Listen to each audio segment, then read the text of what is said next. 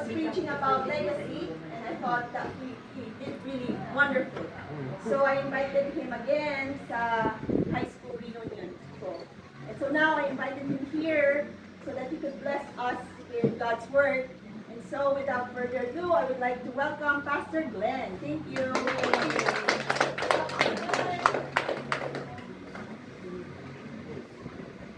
Mayong hapon sa tanan. Good afternoon. Official question kasi maganda yung introduction.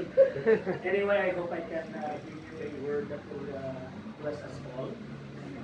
Before I can share the words with you, I invite everyone to just through them, you are able, O God, to show your goodness, you're able, O God, to show your faithfulness. And thank you, Lord, that we can be here this afternoon. And Lord, as we are about to enjoy one another, enjoy the food, enjoy conversation, Lord, we thank you for your presence. We thank you for your Holy Spirit who is in us, and we thank you for your presence that is with us, O God, who is with us, O God. Lord, as we listen from your word, thank you, God, that again your word will be fruitful because of the Holy Spirit, O God. And Lord, we thank you. May you bless each one who is here and each family represented, Father. Lord, we thank you. We give you praise in Jesus' name. Amen. Sige, let's all be seated. I would like to read from Psalms 128. There's one thing share to me, I'm sure. There's one thing we want, is all of us wants to have a blessed family.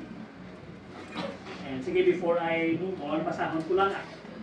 Psalms 128, it says, "Blessed are all who fear the Lord, who walk in obedience to Him.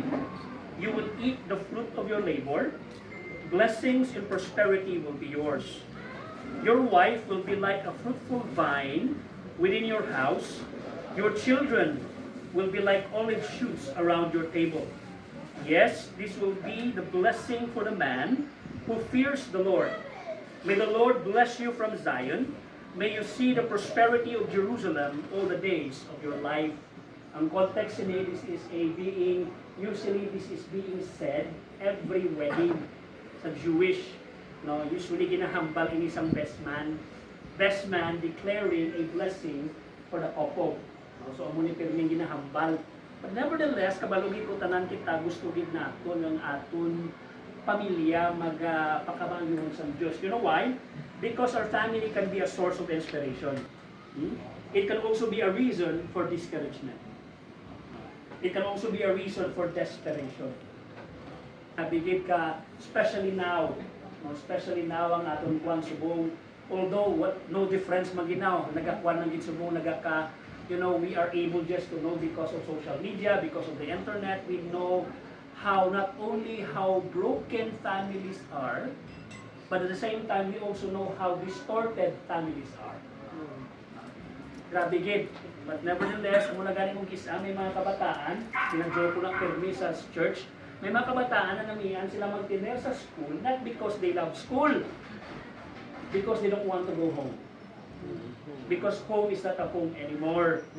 No? May mga young adults nag-overtime, not because they love working, but because they don't want to go home. No? Because a family should be a source of blessing. But in fact, God wants to bless you. God wants to bless our family. Kanami bala, because every now and then mo na nga halos every year gini-invite ko na permi basta may house blessing, house blessing, house blessing. Ginabala ko na permi ng house blessing ko. Masika pila ka pa adaw-adawon pa ta mag-house bless. No? The one who brings the blessing in the house are the ones staying in the house. Ikaw, you are the blessing in the house. No, you are. You know what happens when God blesses a family? Number one, the word blessing actually comes in different words sa Hebrew. Sa ato yan, minsintihan natin bless. Pero sa Hebrew damo-damo na sila. No, when they say bless, it comes from different forms. The first one is when God blesses your family, He prospers your family. The word blessing means empowered to prosper. The word prosper means to be helped along the way. No? To be helped along the way. I'm sure nila puno, prosperity is not an event, it is a journey. No, may mga makita ng family nga, gasugod sila gamay lang, gulpi lang nagamuad. No? May iba na mga family yan, nagasugod tigado, and then nagamuad. Para naman yan, gasugod ang kwarta, pero galing walang gamuad. What is that? No? In fact, I have seen in all my years of seeing weddings, may ara una witnessan nga nagpakasal lang sila at 3,000 pesos. Namo lang na iya, subong ka presyo na ganung pakasal iba kay mga Saprina pa lang. Grabe nang gasto ron. No mapapicture sa Singapore, sa Japan, no siguro grabe naging nagagastos ang simpo namon sa mga wala pa na pakasal mo dito. No? Di ba? Grabe sa mga picture taking pa lang, mga picture taking na kulbaan. Nevertheless, regardless, I'm sure all of us need help. Because I'm sure you will agree with me that no family is perfect. Maski maghambag ka ba tayo sa piyak lang ko to. Diba? For those of you kids, kung gusto mo minaway ka mo ni mama, ni papa mo, tali kay tito lang ko. Tagaan na ka chance at tindaga kay tito mo for 3 months. Tanong ta ko ba tindaga ka mong Japon ka? Because once you enter the family, you will see the imperfection. So now, we give prosper. We give it. Even if you start meager, but when God blesses you, He prospers you. It comes from the word ashar. The Hebrew word for that means to be helped along the way. Namigid yan. Namigid nga may bublig. One time I was buying a book, mabakal ko libro. May ara ko mamanino ito sa isang kasal. Ara ko sa mabakal ko libro sa National Bookstore sa SM. I think the title of the book, How Not to Lose Your Man. That was the book. Ipaputos ko sa manong putos. Sabi niya, sir, may ba amo galing nga libro? Yes. Yung about tani ko nabasahan ko lang ng years ago. Yung sa Rosolo ate, she lost her man.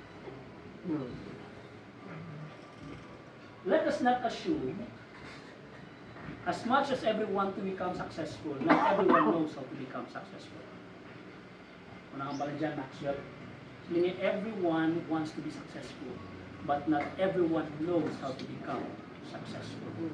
Sometimes we assume people know, they don't. Sometimes parents get frustrated because they think their children know it already.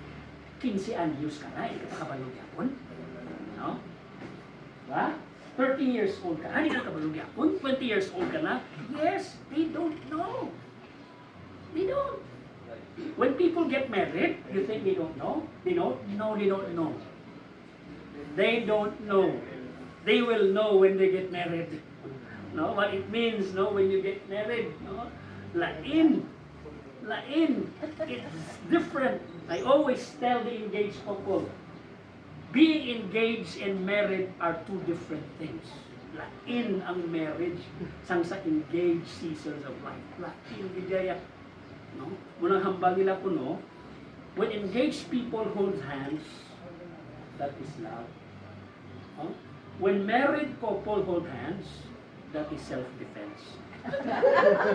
so kabay pa, hindi na muna, no? I pray that it is not true for those of you who are married, no? But nevertheless, kanamigil bala, because when God blesses your family, He will make sure that He will help you along. He will help you along. Second,